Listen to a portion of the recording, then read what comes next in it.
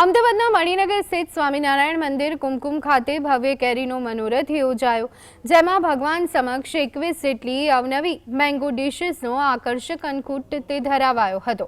આ પ્રસંગે હજારો ભક્તોએ દર્શનનો લાભ લીધો। મંદિરના સાધુ પ્રેમવત્સલદાસજીએ ભગવાનને કેરી ધરાવવાની આ પરંપરા વિશે જણાવ્યું હતું, વાત કરી હતી। તેમણે કેરીના માધ્યમથી જીવનનો સુંદર સંદેશ પણ આપ્યો હતો।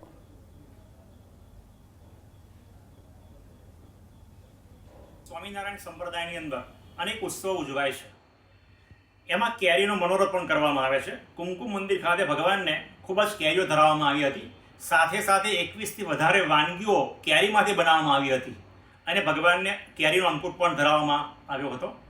સ્વામિનારાયણ 200 વર્ષ પહેલાં જ્યારે ગામડે વિચરણ કરતા ત્યારે ભગવાને સારંગપુર, વડતાલ અનેક ઠેકાણે આ રીતે કેરીઓ ગાળા ભરીને મંગાવતા અને એનો રસ કાઢી બધા સંતો ભક્તોને જમાડતા।